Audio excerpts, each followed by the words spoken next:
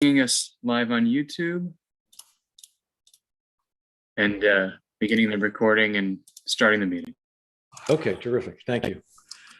All right, welcome everyone to the meeting of the Mayor and Council of Princeton, New Jersey, January 10th, 2022. And we'll start with our meeting notice statement. Yes.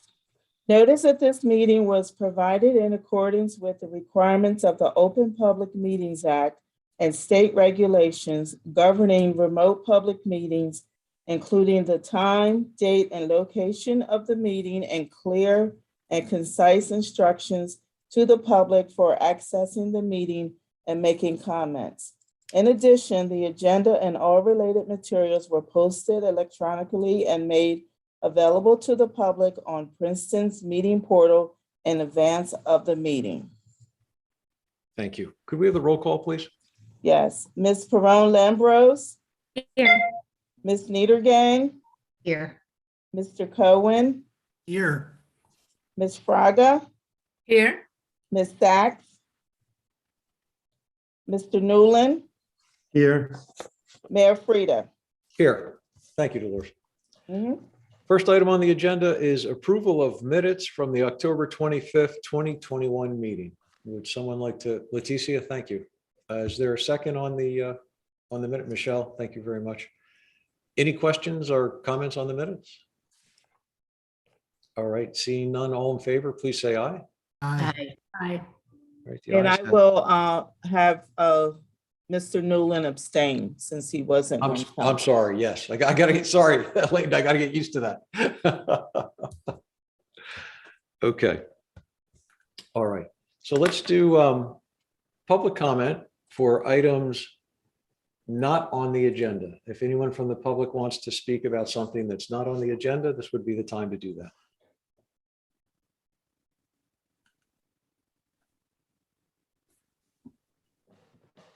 All right. You know, I think we're just going to have to look at, when we only have one set of minutes, it's so quick. I mean, it's 7:02 and we're about to, so I think I'm going to come back to the public comment after we do announcements, because it's too soon in the meeting. If Yes, somebody, that's probably fine. Yeah.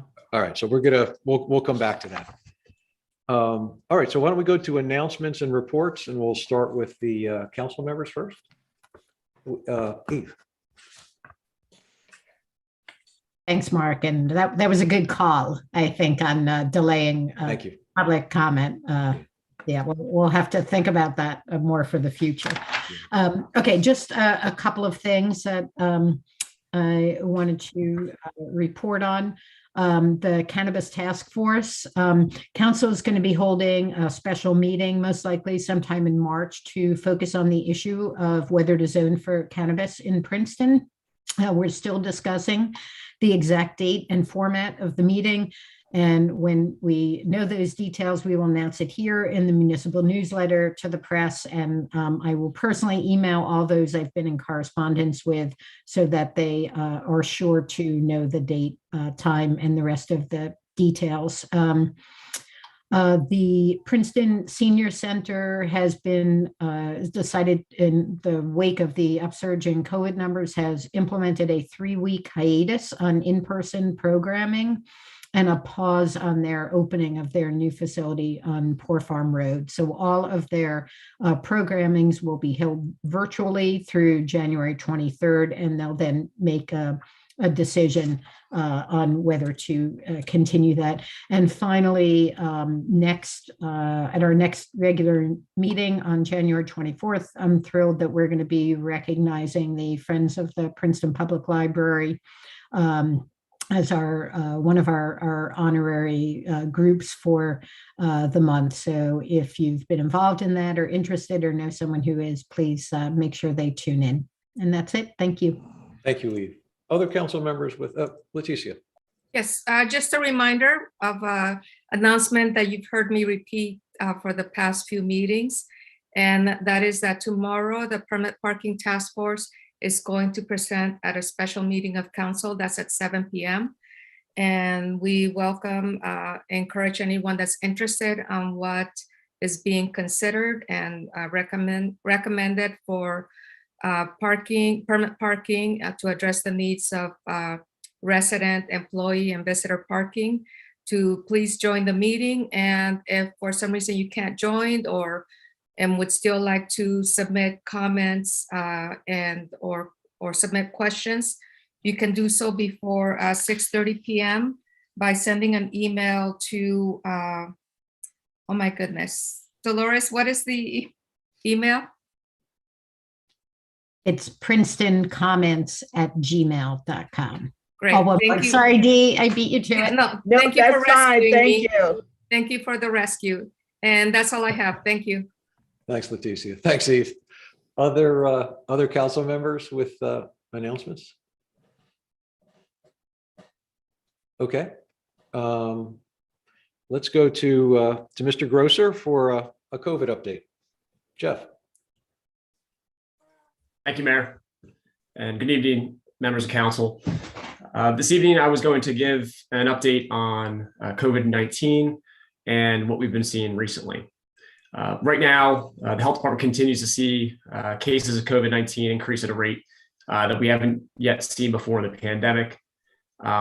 Specifically, since December 21st, our case counts locally, regionally, and around the state have just exploded at just an exponential rate.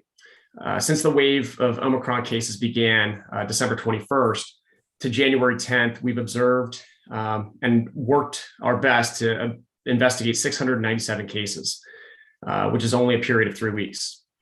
For perspective, Princeton's first case of COVID-19 was confirmed on March 10th, 2020, and it took a year and a half after that first case, which brought us to July 15th, 2021, for Princeton to see that many cases. So you can see this is a super fast working variant that we've just seen explode in terms of COVID infections in our area. And clearly this increase shows the contagious nature of the Omicron variant, just seeing how quickly it spread from first being reported to the World Health Organization on November 24th, documented the first case in the United States on December 1st, and then by January 1, nearly 98% of cases that we were observing in the New Jersey, New York region were suspected to be the Omicron variant. So clearly this has presented a tremendous struggle on the health department locally and health departments throughout the state. Our case investigations and contact tracing have been prioritized per the Department of Health order for Princeton's population at greatest risk of severe disease, which incorporates those over the age of 65, especially those living in congregate living sites, along with, we've also been asked to assist the schools, especially those under 18, with regards to clustered outbreaks in that population. So tonight, I was going to give a little bit of an overview in terms of where we've been and where I expect this to go, with the best prediction that we can provide. We do expect January at this rate right now to be a pretty difficult month, and we need to be pretty upfront with the public in terms of where we stand.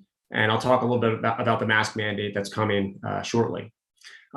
This explosion of cases over the last 3 weeks has really put communities in a race to see what's going to happen first, either the stall out and the peak of the Omicron variant, which we've seen in other countries that have experienced it first, or the rush to care for folks in the hospitals based upon just the sheer percentage of individuals that are vulnerable to the COVID-19 infection and their ability to get hospital care. As a result, regionally, our hospitals are really feeling the effects of this increase in cases just based upon the 20 to 30,000 infections that are occurring almost daily throughout the state. So this is one of the reasons why many towns have begun to reinstate things like mask mandates and physical distancing requirements. And after discussion this morning with Mayor Frieda, Princeton's emergency management team, the Princeton Office of Emergency Management has declared a state of emergency, and a mask mandate will go into effect at areas of indoor public accommodation, such as restaurant, bars, gymnasiums, etc. Those details are provided both on the newsletter, municipal newsletter, the website, and various forms of social media from the municipality. The expectation is that the mask mandate will assist, especially in areas of public places where we have seen spread of COVID-19. And at this point, community prevention is really our best effort at trying to slow the rapid infection throughout the rest of the community.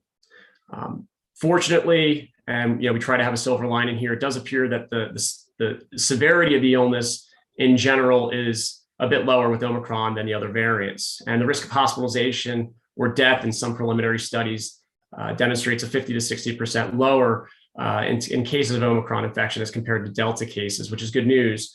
And the rapid increase of hospitalizations really, like I mentioned, has to do with just the super high number of infections that we're seeing throughout the state in such a short period of time, where hospitals are having a hard time discharging patients before the next patient can come in. So, nevertheless, we still need to do our best to comprehend the sheer number of people being infected with Omicron. And that's one of the reasons why this mask mandate is trying to be put forth, so we can try to slow that down a little bit. So as a community, I think we need to understand, and I think many in the community already do, that the next few weeks will be tough. But like we did in previous surges, we're going to get through this one as well. And to help us get through it, everyone needs to wear a mask when in public, particularly in areas where distancing is difficult. And please get your booster if you haven't done so already, as we've seen that has helped with some of the more severe cases. One of the other major updates that's occurred in the last week was the rollout of adjustments to quarantine and isolation time periods. Specifically on January 4th, the CDC updated their guidance on isolation and quarantine based on several factors. The impact of COVID-19 infections due to the Omicron variant, when and for how long a person is maximally infectious with Omicron, the effectiveness of COVID-19 vaccines and booster doses against Omicron infection, and then the adherence to prevention strategies.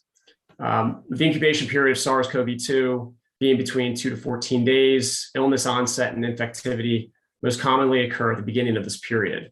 And reports suggested that compared with previous variants, Omicron has had a shorter incubation period of about 2 to 4 days, which is defined as the time between being infected and symptom onset.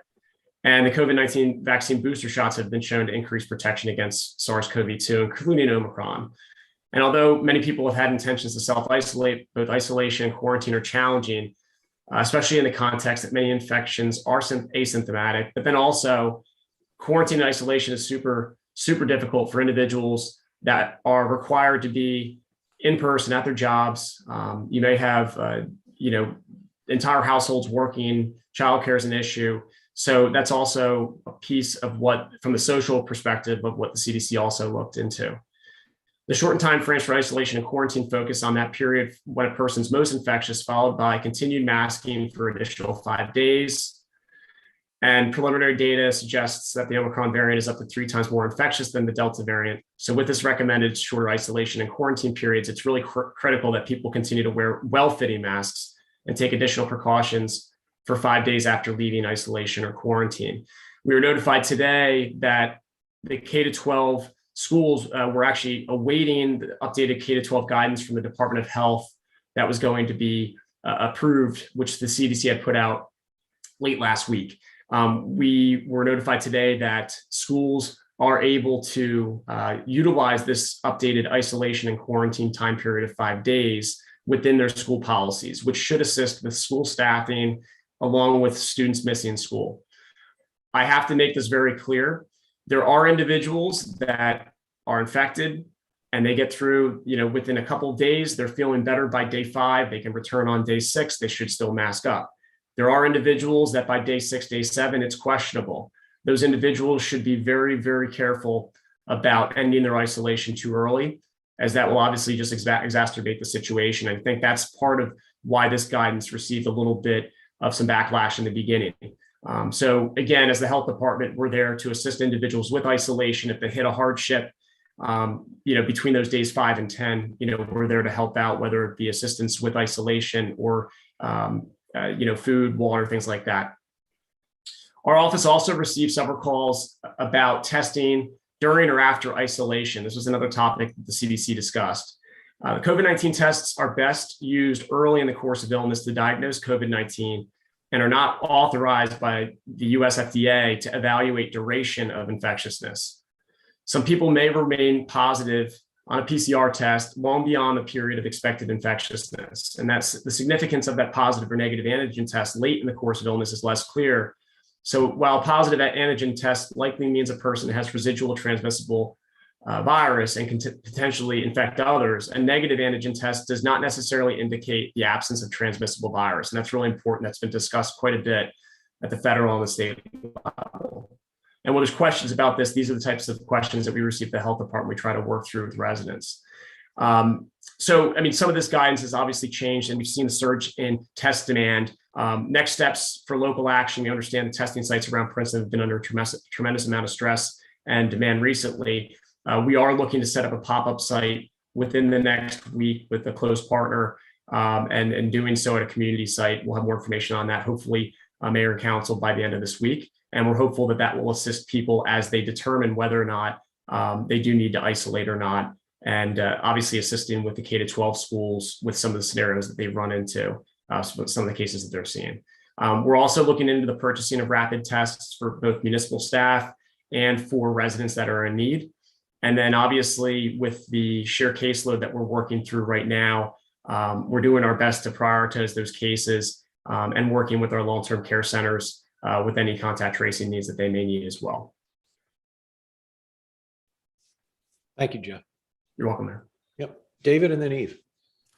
Yeah, I just wanted to comment, my wife is working in a healthcare setting, and part of the problem with the stress on the healthcare system is not just the increased caseload, but with the increased transmissibility, a lot of healthcare workers are out because they've caught it, not necessarily on the job. I mean, they take really great care when they're in the patient's homes or in the hospital, but just, it's out there in the community. And so at least anecdotally, this surge is impacting a lot more of my wife's coworkers than previous ones. And that's just an extra reason why everybody should be as cautious as possible about masking in public and so forth, because that's a piece of the strain on the healthcare system. Yeah, you've less people to do the work with more people coming in. Right. Yeah. Thank you, David. Eve. Hey, Jeff, happy New Year. Really, from the bottom of our collective heart, we want to thank you for everything you've done over the past, just about 24 months. I don't know how we would have gotten through this without your guidance, your leadership, your abilities. So really just a tremendous thank you. I just want to add a couple of quick notes, and then I have a question. So one thing that you didn't mention, I just want to throw in there is Governor Murphy today did extend the mask mandate for K-12. I don't know if that's a 45-day or a 90-day, but at least for some period of time. So I know a lot of people were concerned about that since that expired tomorrow. The other piece I wanted to say, this is really a follow-up on what David had said, is I think, like, I'm finding myself, even like running down the stairs in the house, I'm saying to myself, be careful. Like, I don't want to fall down the stairs, break a leg, and have to go to the emergency room and take a spot that somebody who is really ill needs. So I know it sounds kind of silly, but I think we all need to just exercise not only what David said, like make sure you mask up, but just like be a little bit extra careful. And then Jeff, my question, it's a little bit of a leading question, but I wonder if you could talk a little bit about the different types of masks. And one thing I've seen from the CDC is, urging people to use higher quality masks. And I wonder if you could just talk a little bit about what that means and what you would recommend. Thank you. Yeah, good question. Thank you, Eve. So regarding masks, we've talked about this, it seems like, again, for 24 months, which is the best mask. In the beginning, masks were being prioritized for healthcare workers, even surgical masks. N95s, KN95s are obviously the higher quality masks if you're using them in a community setting, when you're going to the grocery store, things like that. Not everyone has access to those, nor do they like to. Some people do not like wearing them. N95s, from an occupational perspective, if you do have an employer that's giving them out, you actually have to be fit tested. You have to have a respiratory protection plan. But if you're using them as an individual, as a resident going to a store, you're more than welcome to use them on your own. But there is a particular way they're supposed to fit. There's certain things with your facial. You can't have facial hair. There's some other things that you should know about them before just wearing an N95. The KN95 has been utilized a little bit more so recently because of what you're talking about, Eve, with regards to Omicron being so contagious and with the fact that individuals are back into places where there's large gatherings. Individuals have been wearing, t-shirt type material, light cloth material masks. Obviously, there are ways that you can make them more protective if they're double layer, if it's a thicker form of cotton. There's different ways that you can make those things more protective. I always say go to the CDC website because it does break down each type of mask, whether it's a cloth mask, a surgical mask, a KN95 and N95, and the settings that you should be wearing them in. And in the newsletter, more so recently, I think we've put a couple of things in there about how to and when to wear certain masks. So we'll again continue to put that out there. The recent mask mandate, it does specify that you're supposed to be covering your nose and your mouth. A good fitting mask, which again, we talk to K to 12 schools about it a lot. A loose fitting mask is not going to help anyone. If anything, it probably could make things a little bit worse. Obviously, the gaiters and the neck coverings, that's been something that obviously the CDC has kind of ruled out a few months back as well. So when we advocate, when residents call us about different types, obviously we show them the CDC page that goes through the different types of masks. We say, if you're able to get surgical masks, we tell people to utilize them because they're disposable. And quite frankly, they do the job for doctors. They should do the job for you as well. If you're more comfortable wearing something a little bit more protective, then you'd go up to a KN95 or an N95, depending on what you can get.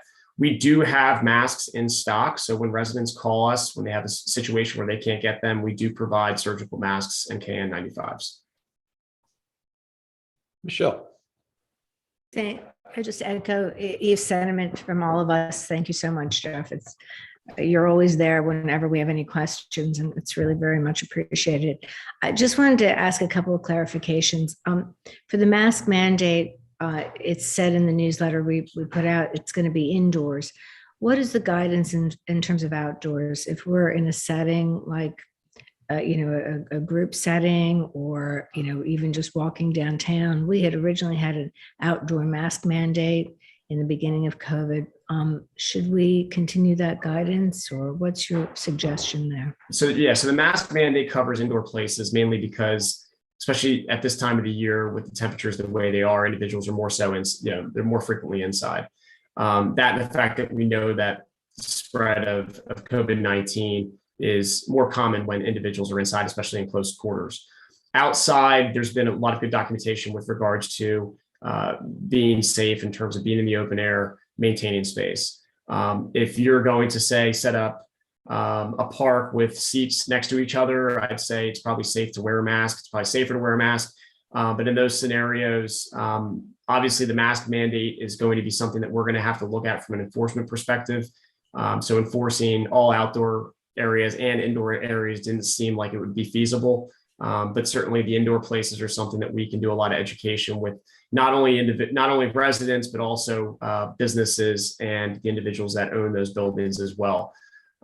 So the outdoor piece is more so not something as much of a concern, just because we haven't seen as much spread in those situations. So if you're walking down Nassau Street, if you're comfortable wearing a mask, go for it. This time of the year with the temperatures the way they are, I think everybody should be wearing a mask outside.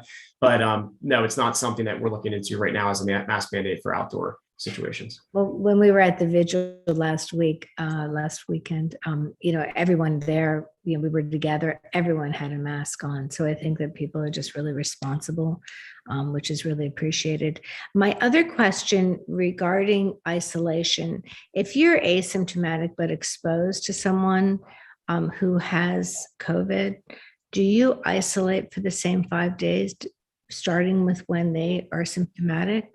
So it depends if you've been boosted, then the answer is no. You monitor for symptoms, you obviously mask up, and that's the whole purpose of getting boosted, is for that level of protection. But you should still be mindful. So if somebody notifies you that you're a close contact but you're boosted, be mindful for the next 2 to 14 days, but you can wear a mask and just monitor for symptoms. Very good. Thank you very much. Appreciate it. Leighton, you were next, and then Leticia. Thank you. Jeff, let me say thank you personally for you helped me get, both of my vaccines and my booster. But my question is the future, to the extent that maybe you can talk to us about it. I've heard people say that it's not whether you're going to get COVID at this point, that is, that you are going to get it. And the question is, especially for older people, do you want to get it with a vaccine or without a vaccine? So could you talk to, still the importance of getting vaccinated with boosters? And also, could you talk to where are we headed? Are we going to be having to get a shot every 6 to 8 months for the next 5 or 10 years, or where do you see that going? Thank you, Councilman. Good questions. To start with actually getting COVID, you clearly want to be vaccinated, but you want to be boosted if you are going to be infected with COVID.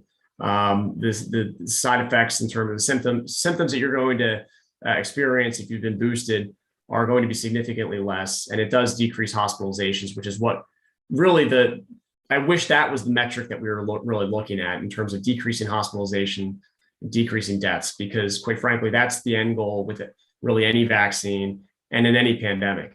The case counts what they are. Sometimes that can kind of skew people's perspectives, and quite frankly, sometimes it turns people off from even the desire to get vaccinated or boosted. So the narrative that we're trying to get out there is, the situation that we're in, and I think Governor Murphy mentioned it today, if we didn't have a vaccine, I can tell you it'd be a heck of a lot worse. There's no doubt about that. So I think for your first question, you clearly want to be vaccinated and boosted. With the way that the community is seeing case transmission right now, depending on what your activities are, there is a high risk that you're going to be around someone else that could be positive, right?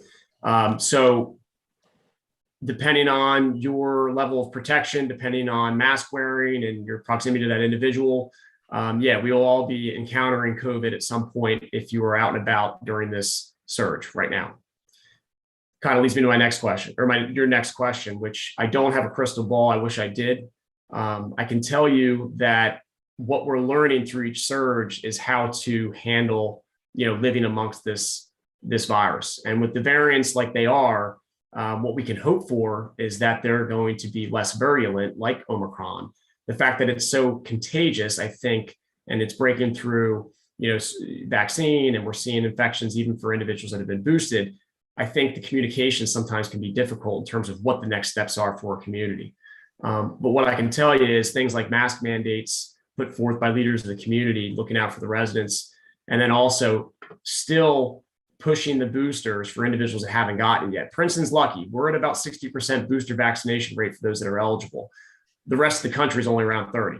So we have a very well protected resident base, and I think that leads us to why our hospitalizations are lower than a lot of other areas of the country right now. That said, we have some large healthcare systems around us, so they're still getting individuals from other parts of the state and really the region. But I can tell you, Princeton's done pretty well there. My hope is that we get to a point where we see less virulent variants, and that we can keep things at bay with a booster. I hope it's not every 6 months, because I can tell you the booster dose clinics, and you've been through a few of them, although they might seem small, a lot of effort goes into those. So I do hope that the booster doses and the vaccinations start to last longer. And I hope we can figure that out, because it's not only difficult on locals, I'm sure for the federal government who ships us these vaccines, it's a lot of work on a lot of people. So I hope that starts to be prolonged a little bit, like a flu vaccine, which you expect to get every year. Thank you. You're welcome. Thank you. Leticia? Yes, Jeff, I can never begin to thank you enough for all that you do to keep us informed and the community informed, as well as providing guidance on a regular basis. So my question is regarding the guidance on, especially now that places of public accommodation and others have moved indoors mostly. Is there any additional or updated guidance regarding the social distancing, capacity, and also, now that with the mask mandate, restaurants where if you're eating, you're not going to be wearing the mask. Is there any updated recommendations on that? So with regards to capacity, the state has not made any moves on that like we did before, where we were at, say, 25%, 50%. For the most part, locations have done a pretty good job. And by locations, I mean especially K-12 schools, with sports and things like that, they've done a pretty good job in terms of spectators and trying to limit close contact amongst people. Physical distancing rule is still about 6 feet. And that's just based upon, various forms of spread, what we know about the virus's activities. When actively eating or drinking, you do not have to be masked, obviously, but then when you're not actively drinking or eating, you're supposed to mask back up. I know a lot has gone into, our retail food businesses in town. They've obviously been through a lot during the last 2 years of this. So our effort when we try to put this mask mandate through is to educate to start. And the health department's going to be doing that. We're going to try to get signage out to everybody. And, when there's concerns or complaints, the health department will be handling those, on a case-by-case basis. And we're hopeful that we can kind of continue what a lot of the businesses have already done, which they have signs up already requiring masks to enter, encouraging masks to enter. And for the locations that haven't yet done that, or they aren't ready to do that yet, we'll be making site visits just to meet with them and talk to them about how to do so. Okay, thanks. I do have a follow-up question, and something that I've always wondered but keep forgetting to ask. So when you provide information on the percentage of residents or Princeton residents who are vaccinated or boosted, does that include employees of local businesses? So it should include anyone that has a Princeton address, a 08540. Sometimes there's overlap with individuals that have a Princeton mailing address, which sometimes we know or might be in different towns. It also could be individuals that are working here that put down a different address in town. And that's why some of the percentages, if you find it on the state website, it might say like 109% of the 65 plus population has been vaccinated. Clearly that's impossible. But what we do is we try to clean that data up based upon what we know, but based upon the vaccinations we've given, and then based upon the percentages that are coming from the state. When new eligibility comes up, so for instance, the 12 to 15-year-old booster population or the 12 to 15-year-old population that's eligible for the booster now, when the new eligibility occurs, that's typically when that data is the cleanest because individuals are getting the dose for the first time.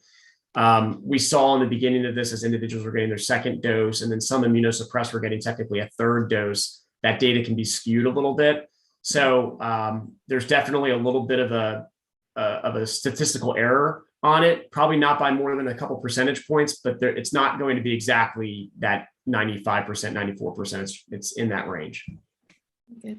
It's still an impressive number. Thank you, Jeff. Yeah. Okay, thank you. Jeff, any other points you're hoping to make or any other questions you hope we'd ask you? No, I just want to thank you. Thanks for bringing up the K-12 mask mandate, because that was something that the school district was looking into. And I think that's great that we can, join forces and do that together. Okay, Jeff, thanks for your time. Thank you, Mayor. Take care. Okay, I just also like to just shout out to the Princeton Fire Department, Princeton First Aid and Rescue Squad, and Princeton Police Department, and a number of mutual aid fire companies that came into town for a significant fire we had this afternoon. So thank you to all of the first responders that handled that. And now we're going to jump back to public comment for items not on the agenda, because when we first hit that, it was only 7:02, and that was a little too soon into the meeting. David, yes. Mark, I just wanted to suggest you might address, I know that there's some SPRAB members and former SPRAB members in the public. I know that the public hearing on that ordinance is not happening tonight.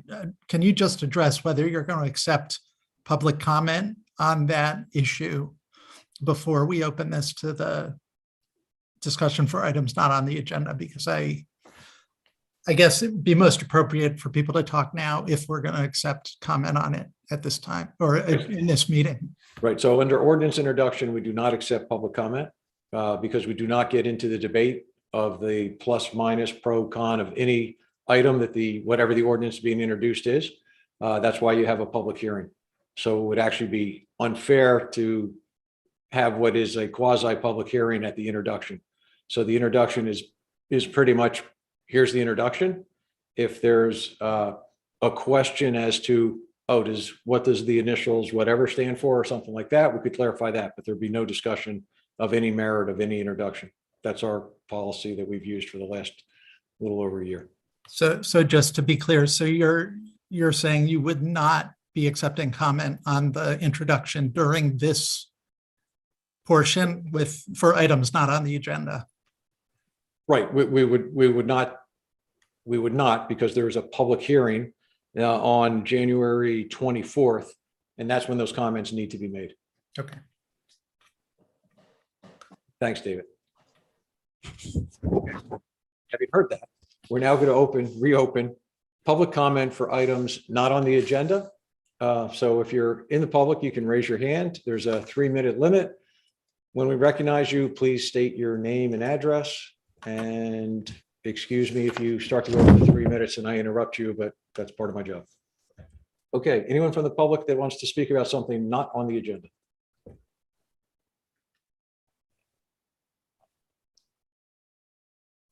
Okay, I don't see any hands up. All right, so we'll close the public comment section of the meeting and we'll go back to the regular agenda, and we're at proclamations. Mia? Yes, so tonight we're going to be honoring Friends of Princeton Open Space. And when I first started discussing this with Wendy, I was really surprised to find that they hadn't yet received a proclamation or an award at council, because I would have assumed they had already received many. So I'm really honored to be part of bestowing this.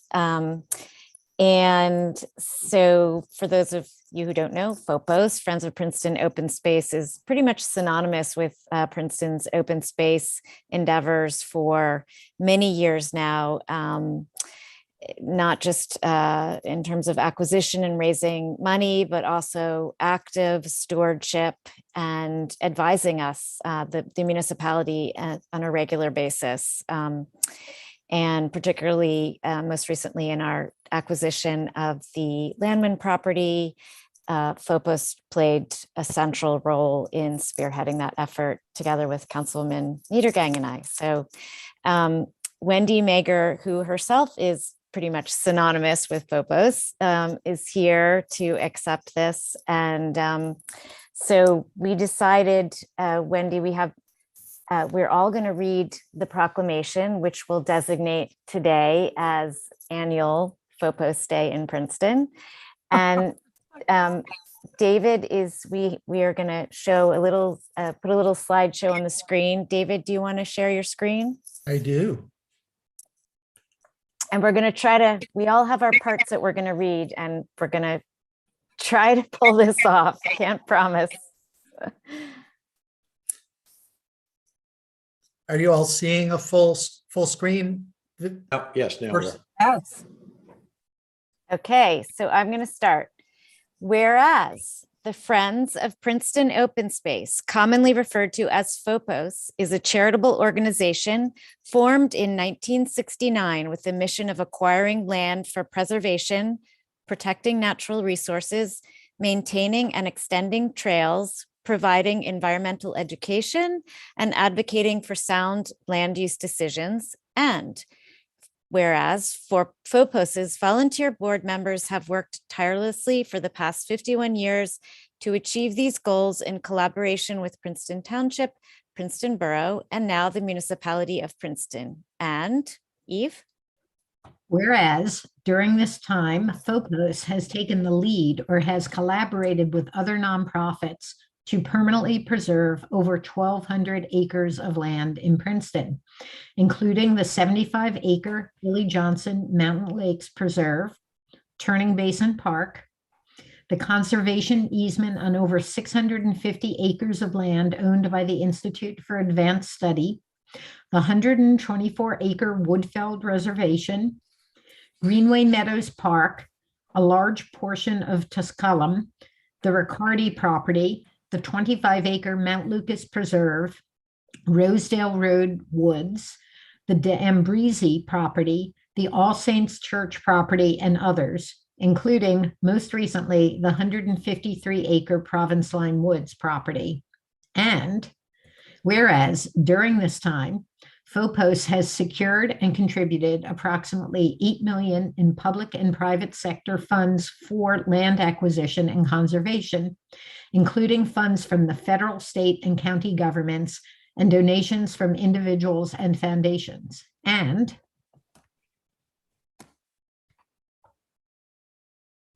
David? Sorry. Whereas leaders of FOPOS, I'm trying to do too many things at once. Whereas leaders of FOPOS created a related entity, Mountain Lakes Holding Corporation, which for over 30 years has been a faithful steward of Mountain Lakes House, assuring that its maintenance is not a burden on the taxpayers and generating funds for open space acquisition and stewardship from its rental. And whereas under the Municipal Adopt a Park program, FOPOS has specifically adopted 140 acres of land in which it builds and maintains trails for the benefit of all visitors, including John Witherspoon Woods, Coventry Farm Park, also known as Mountain Lakes North, and Mountain Lakes Preserve itself. And who's next? Leticia? You're muted, Leticia. Oh, embarrassing. I always giggle when somebody else does that. Sorry. And whereas FOPOS created the Stony Brook Trail leading to the Stony Brook pedestrian footbridge, which was a particular collaboration of longtime trustee Helmut Schwab and the Township Engineering Department, and assisted in obtaining funding and permission for trail connections for the bridge. And whereas FOPOS obtained and donated a $50,000 foundation grant to assist in creating the Coventry Farm Boardwalk, contributed funding and volunteer labor to completely overhaul and improve the Woodfield Reservation Trail system, contributed funds and labor to assist the town in building 2 footbridges at Mountain Lakes Preserve, has constructed and maintains multiple deer enclosures to protect native plantings in the Mountain Lakes recreation area, and for many years conducted annual trash pickup walks along Princeton's roads, among other stewardship projects. And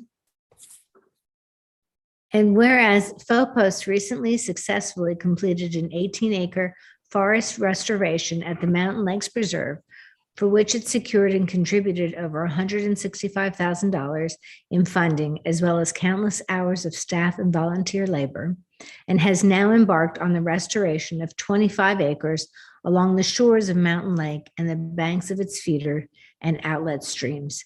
And whereas FOPOS members have assisted the municipality with many contributions to the process of planning, zoning, and adopting ordinances, including the master plan open space element and the open space tax referendum, and collaborated with Sustainable Princeton and others in developing Princeton's climate action plan.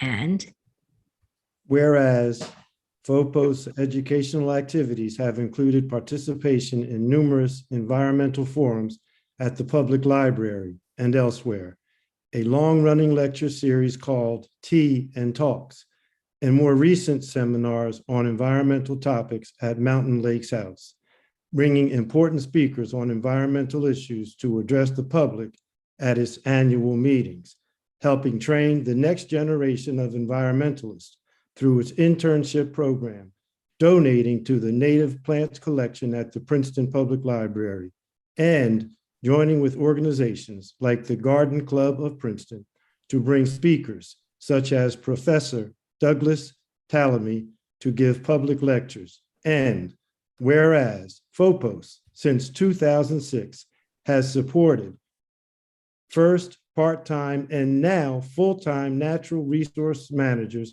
who devote their talents to the public parks it has adopted, with the current Director of National Resources and Stewardship, Anna Corici, building up a 500-member corps of volunteers who come to work on projects that sustain and improve the environmental quality of these parks. And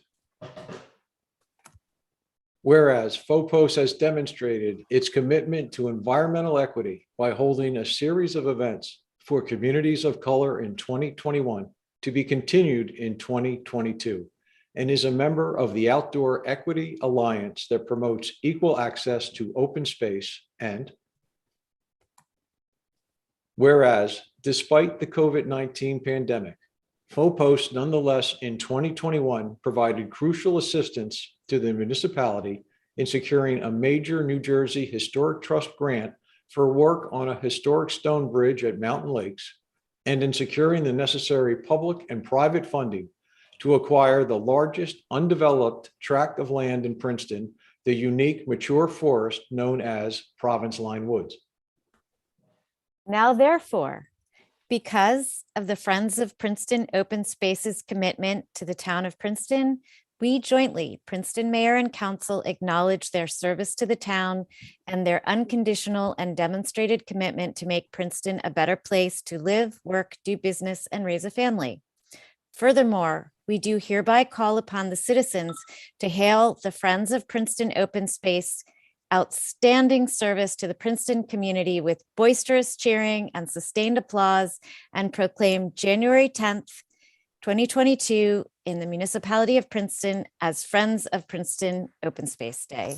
Woo! Thank you so much. Am I allowed to just speak for a minute? You are.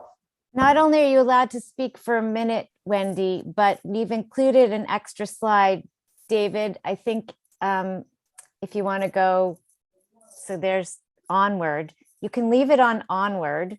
And then Wendy's going to talk a little bit about their Riparian Zone project. And when she gets to that, you can switch to that map. Okay.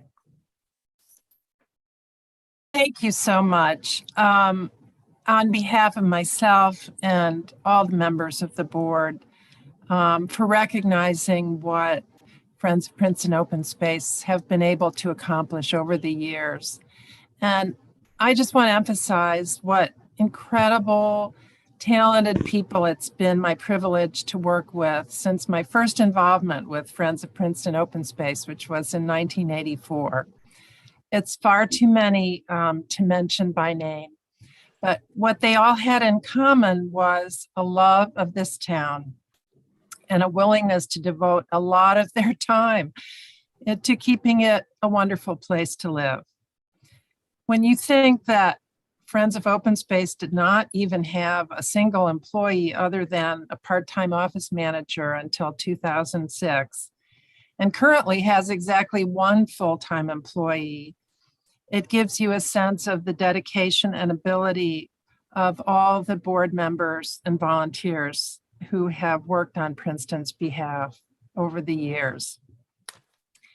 And I'd like to say that although 2021 could have been improved on in many respects, the fact that we were able to help preserve the 153-acre Province Line Woods and to complete our forest restoration project at Mountain Lakes provided a wonderful counterpoint to the pandemic and other problems. And moving ahead, we're really looking forward to working with the town and our cadre of over 500 dedicated volunteers who are on our list on this 25-acre riparian restoration project along the banks of the streams and the lake at Mountain Lakes Preserve. And on this slide, the kind of dark green area on the left is the forest restoration project area. That was 18 acres. And then the other colors represent multiple different segments of the riparian restoration plan. And we have already started work and accomplished quite a bit in the kind of pinky colored one at the north end of Mountain Lake. And we'll be moving through the other areas. We've already raised about $15,000 for this project and made a proposal for another $10,000 this morning. So, and we have outstanding grant requests. And I'm sure we'll be able to to find the funding and to complete this project. And it's just going to make Mountain Lakes even more wonderful than it already is. So we're looking forward to that in the coming year.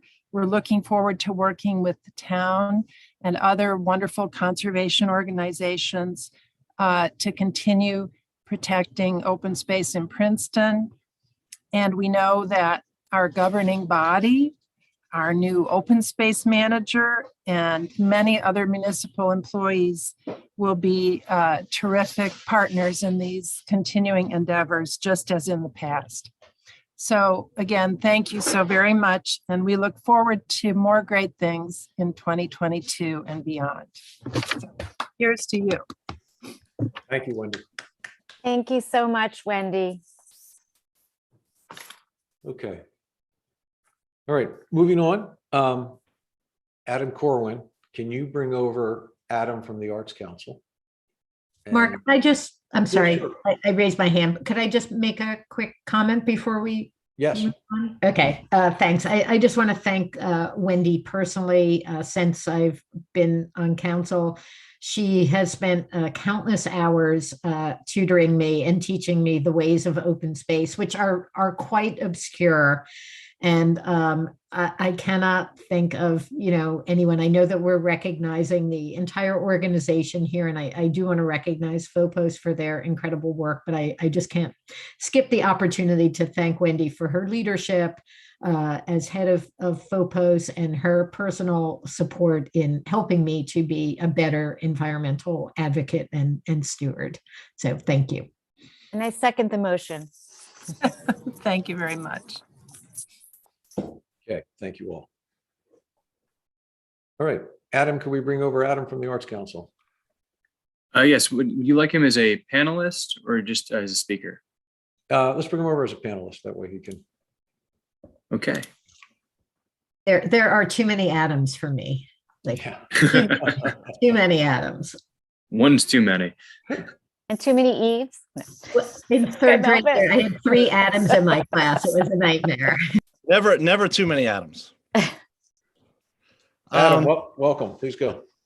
Thank you very much. Alongside me, if they're here and available, Kristen Applegate and Melissa Mercurio is also on. If there's room, if there's not, I understand. But they're joining from Princeton University. Am I sharing the screen or is someone else? No, Adam, you are. Okay.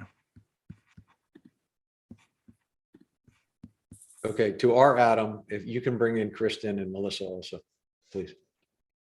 No problem. All right, thank you all. Well, congratulations, FOPOS, for that great and excellent proclamation and all the work you do, and Wendy for leading such a great organization. Thank you, Jeff, for all of that information announcement. I know it helps make everybody feel a little bit more at ease and comfortable. Mayor and Council, thank you for having me tonight. I am Adam Welch, the Executive Director of the Arts Council of Princeton, and tonight I want to introduce April Arts Month. The April Arts Month is going to be a month-long celebration of art, culture, and the Princeton community. And I should make reference to this is held in support with Princeton University. We conceptualize April Arts as an opportunity to embrace the creativity of our talented and local community. The idea behind the April Arts is offering a decentralized event that we can have in town for the entire month of April. The idea here being that we offer opportunities, discrete opportunities throughout all of town for many different people in order to really celebrate all of the creativity that we have to offer here in town. And as I mentioned on a couple occasions, the idea here is a decentralization so that we can have opportunities for all Princeton residents to embrace throughout the month. One idea is that we're proposing here is that we're going to kick off April Arts with a Princeton piano project, which is a public art installation that will be held around town involving pianos which are painted by artists through short-term residencies that will be installed for people to play, and there'll be choreographed, curated small scale concerts that would happen at those pianos throughout the month of April. Also, we look to promote all other arts activities that will be happening in and around town. Now, this here, I should mention, is a tentative schedule. It's sort of a hypothetical schedule that I put together so that you could see some of the activities that we could support, like exhibitions at Art on Hallfish, which is the new Princeton museum space that just opened up on Hallfish. Of course, openings at Bainbridge House, the Morven Museum show, Princeton Truck Fest, which is a fest that the university puts on, or sorry, the dinner clubs, eating clubs put on. We have a great celebration of our 10th anniversary of Cab, a great event that's been happening for the last decade at the Arts Council. We also have a couple of exhibition openings and Paul Robeson's 124th birthday. So you could see the idea is to promote activities around town, and local organizations will be able to submit stuff through our website for these activities. And here's a little example of Princeton Piano Project, an idea that was inspired by a time I spent in Brooklyn, where these pianos are located, or when I was living there, located all around the area, and also a project that takes place in Heightstown as well. And you can see that's this project which has been painted and kid performing there. And the culmination of the April Arts Month is a first annual Princeton Porch Fest. I'm not sure if the council is aware of the Porch Fest movement, which started in Ithaca, the edition we're sort of talking about is started in Ithaca in early 2007, and which has been happening most recently in Asbury Park, as just celebrated their 5th anniversary.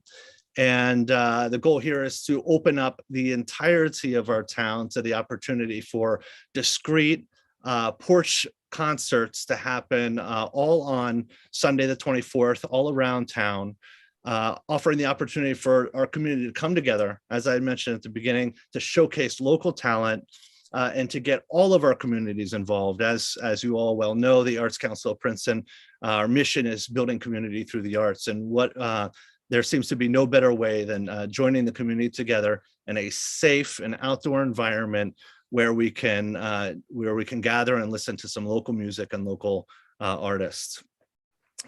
So one of the interesting and difficult things which has come out of COVID is, how do we continue to maintain our art and cultural activities in a safe manner? And one way which became possible was when the university approached us about our Communiversity event, which, as you all well know, Communiversity has been happening for over 50 years and has been in partnership with the university.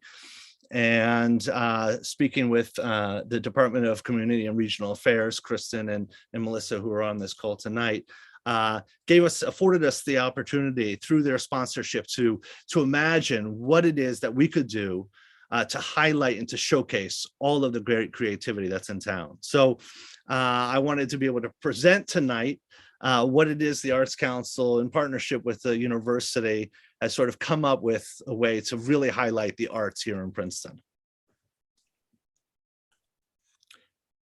Along the way, we're also planning these discrete arts activities. As you all well know, we have our Spring Street mural, which has been on a rotating basis. The current is Ben Colbert's mural, Hello Sundown, that is currently on display on Spring Street. Looking to repaint that in the very near future during the Arts Month, as well as the chalk drawings, which everyone well knows by now grace the streets of downtown Princeton during the Communiversity, and most recently last summer during our Art and About. And along the way here would be, again, this is tentative. Just wanted to give a representation of what could be possible with different locations where these art experiences can happen in order to create a navigational sort of along bike routes, along walking areas where people can get together and experience these art experiences, see this public art installation of these pianos, as well as participate in our Porch Fest, the first annual Porch Fest event.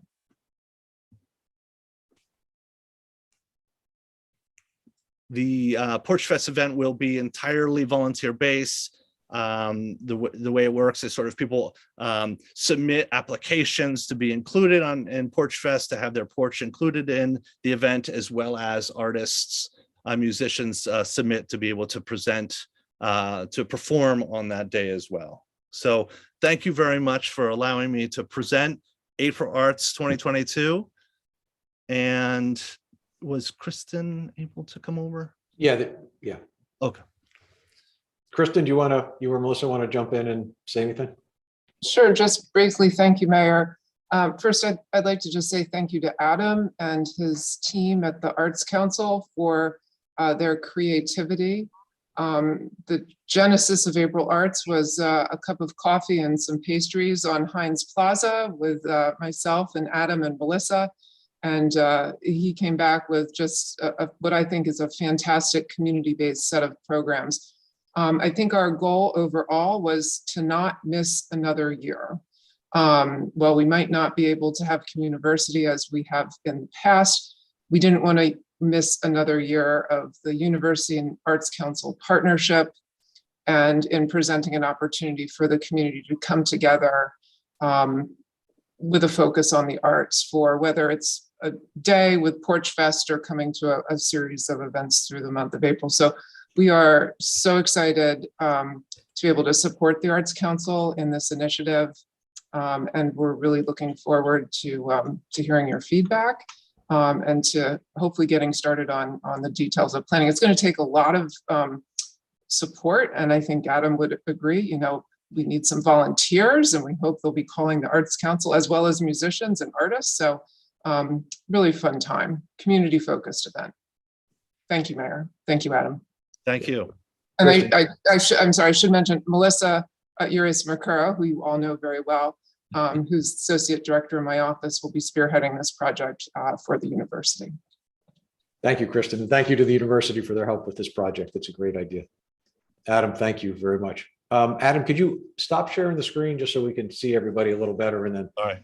Were there any, yes, Leticia?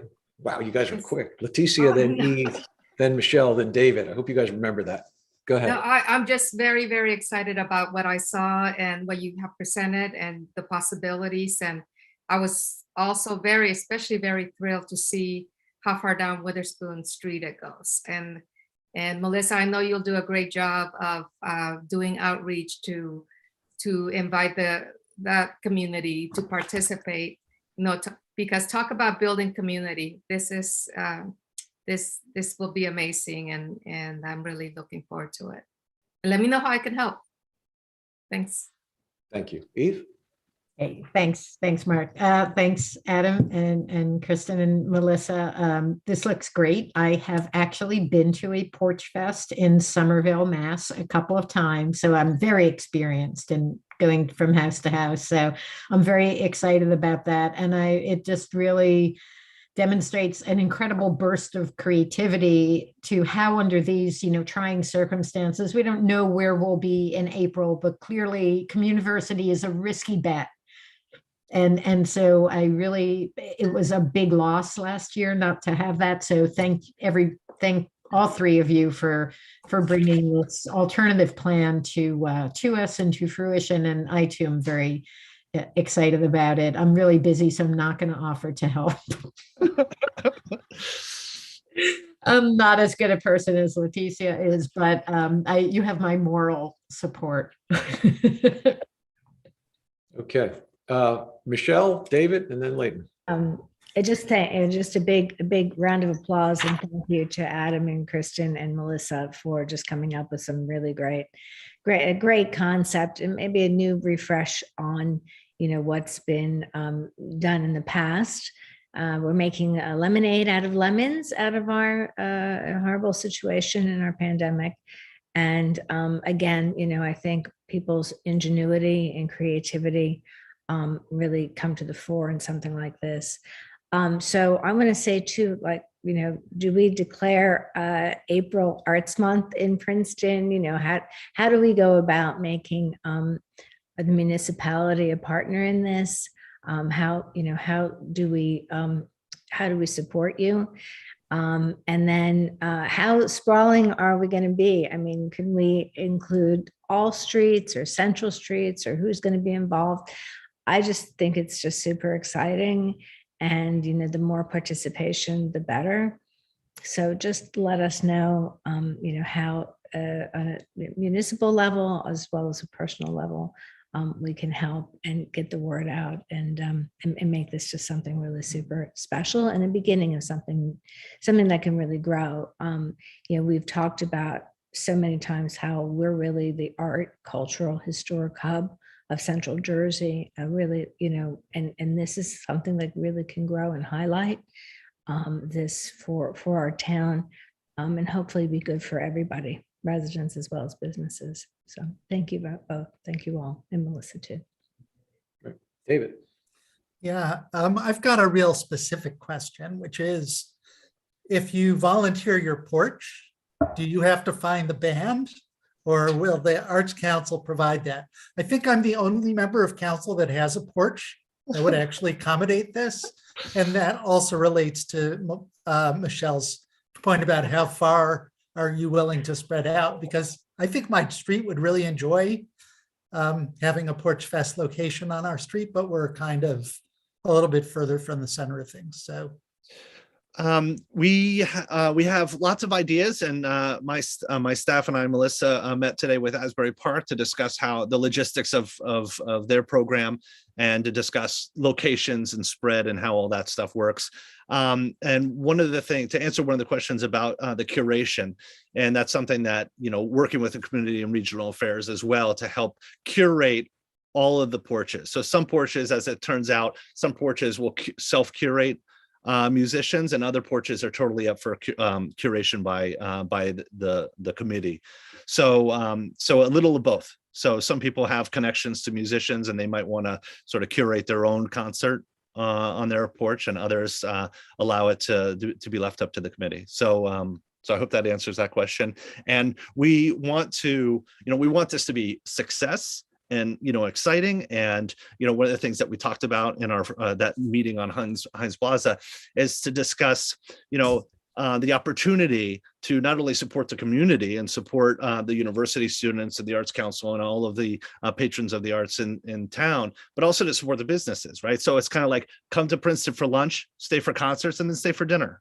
So we definitely want to make this something where people can travel and sort of walk around town, but also support the businesses that are here, right? So we definitely want to make sure that we spread out into the community and uptown, downtown, west, east, and really engage as many as we can, because like you said, David, I think that, there's lots of people that, they might not be right close to downtown, but would really, support an event like this and participate. And that's really what matters, right? I mean, it matters that people want to get out and join together and really participate. So I think the door is really open, and it'll be something that, we'll pay attention to. We want to make it as successful and as exciting for everybody as we can.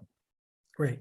So thank you for that. And just, for those people that are interested, we will have a availability on the website for, uploading requests for, to support your, to submit your porch as an opportunity through our website. So that will all be up and available through artscouncilprinceton.org very soon.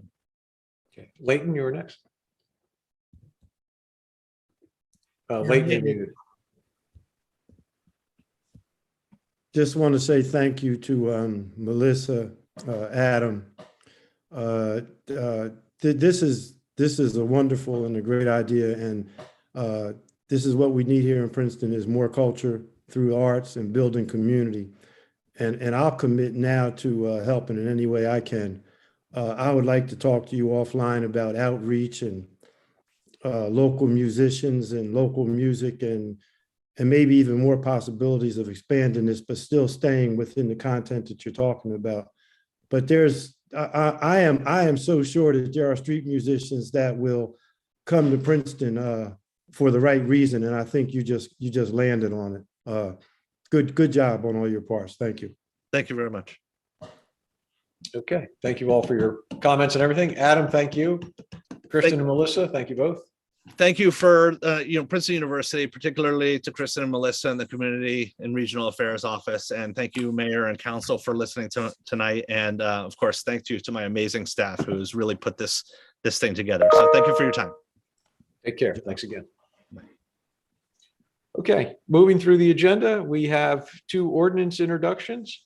First one is ordinance 2022-01, an ordinance by the municipality of Princeton disbanding the Site Plan Review Advisory Board and amending the Code of the Borough of Princeton, New Jersey, 1974, and Code of the Township, New Jersey, 1968 accordingly. Public hearing, January 24th, 2022. Is there a motion?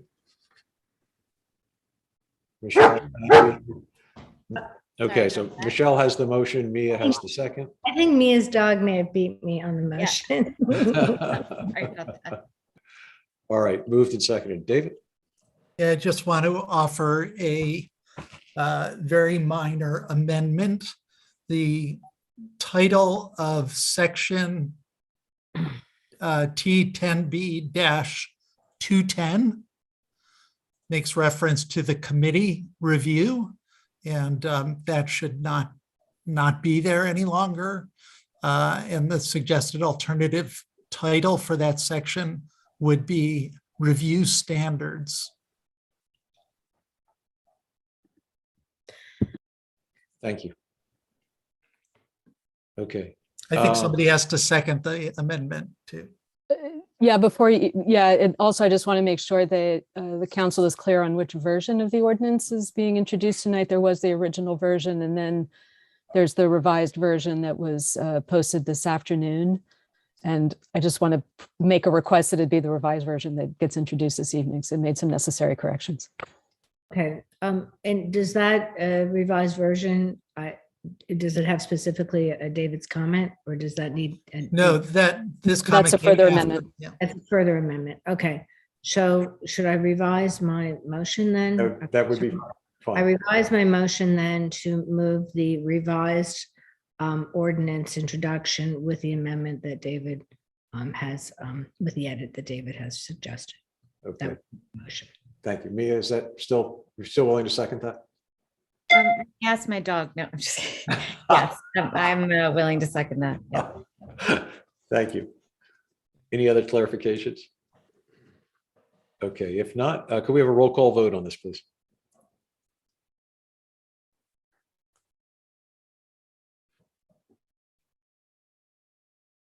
Sorry. Ms. Perrone-Lambros, Yes. Ms. Niedergang, Yes. Mr. Cohen, Yes. Ms. Fraga, Yes. Ms. Sachs, Yes. Mr. Newland. Yes. Okay, thank you all. Ordinance 2022-02, an ordinance by the municipality of Princeton establishing permit parking in the Westminster parking yard and amending Chapter 19 of the Code of the Borough of Princeton, New Jersey, 1974. Public hearing, January 24th, 2022. Is there a motion? Michelle, thank you. Is there a second? Leticia has the second. Thank you. Any amendments, revisions, updates? Michelle? Just a big thank you to our legal team for getting that done very quickly. Okay. Should So that- noted. And the whole team, thank you. Okay. Can we have a roll call on this too, Dolores? Ms. Perrone-Lambros, Yes. Ms. Niedergang, Yes. Mr. Cohen, Yes. Ms. Fraga, Yes. Ms. Sachs, Yes. Mr. Newland. Okay. I Leighton, you were didn't hear muted, but Mr. you, Newland. yeah, Leighton, you were muted. Could you just say that? Unmute yourself and say the. Yes. Thank you. Okay, moving on to resolutions. We have 6 resolutions. When we get to the third resolution, since that involves Princeton First Aid and Rescue Squad, Leticia, you'll have to handle that one. I'll have to recuse myself since I work for the first aid squad. But before we get to that, the first one is 2234, resolution approving the new probationary police officers of 2022. Leticia has the motion. David has the second. Any questions or comments on the motion? If not, all in favor, please say aye. Aye. Aye. Okay, thank you.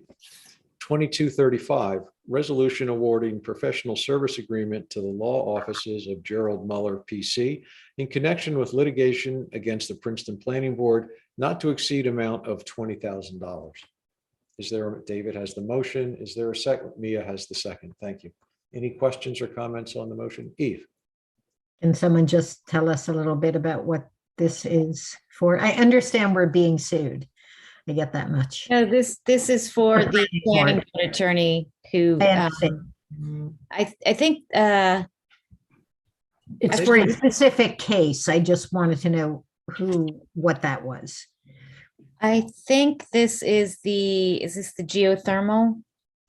I believe that's right. Yeah, the Tiger facility at the university. Yes. Thank you. Okay. Any other questions or comments? Okay. All in favor, please say aye. Aye. Okay. Leticia, could you do the next one, please? Yes. So the next resolution is Resolution 22-36, resolution authorizing the execution of an extension of a use and occupancy agreement with the Princeton First Aid and Rescue Square, Pfars, for 14 Clearview Avenue. Is there a motion? David? Sorry. Yeah, I think there was a typo there. Square to squad, yeah. Yes. I will either introduce or second, whatever. I think David So is. I saw David's hands first and Eve second. Any questions on that, this motion? No? All in favor? Aye. Motion passes. Thank you, Leticia. Okay, 2237, resolution authorizing a professional services agreement with McMahon Associates, Inc. for professional traffic engineering consulting services for the purpose of reviewing development applications on behalf of Princeton's land use boards for 2022 in an amount not to exceed $25,000. Is there a motion? Leighton, thank you. David's got the second. Any I have a questions? question. Yes. Deanna, is the provision that we discussed included in there? Yes, it is, Mia. Okay, great, thanks. Could you say what that provision was, just so I think people might be curious? Yes, the provision is that we have, I think, a 30 to 60 day opt-out, right? Well, it's actually the way that the agreement is set up is that it's the municipality's ability to assign applications to the consultant to review. We have the ability to choose not to assign applications to them to review, and therefore we do have an opt-out provision in the contract by virtue of that language. So in other words, the agreement is with them for the year. Correct, but it is wholly in the municipality's Discretion. authority, discretion to assign contract or to assign applications for review. Okay, I'm good with that. Okay, Okay. thanks. Just want to make sure we're not locked into one specific vendor. Nope, we are not. Okay. Any other questions or comments? No. All right. All in favor, please say aye. Aye. Aye. Aye. Okay. 22-38, resolution authorizing a professional services agreement with Stormwater Management Consulting LLC, SWM Consulting, for the purpose of performing development applications for stormwater management consultant services for 2022 in the amount not to exceed $75,000. Is there a motion? Leticia, thank you. Is there a second? Leighton, thank you. Comments or questions on the motion? All right, seeing none, all in favor, please say aye. Aye. All right, that's everybody. Thank you. 22-39, resolution authorizing a professional services agreement with French and Pirello Associates PA in the not to exceed amount of $20,000 for the purpose of on-call general engineering services for 2022. Eve, is that a motion? Thank you. Is there a second? Michelle's the quickest. Thank you, Michelle. Questions or comments? All right, all in favor, please say aye. Aye. Aye. All right, that's everybody. 3 items on the consent agenda. If there's, no one feels we need to discuss anything on the consent agenda, someone could move the consent agenda. Leticia moves it, Eve seconds it. All in favor, please say aye. Aye. All right, the consent agenda is passed and we are at the end of our agenda. It would be very appropriate for someone named David to do. A motion to adjourn. Thank you, David. Eve has the second. All in favor, please say aye. Aye. All right, the meeting's over. Thank you all very much. Thank you to everyone that tuned in. Have a good evening. Thanks, Mayor.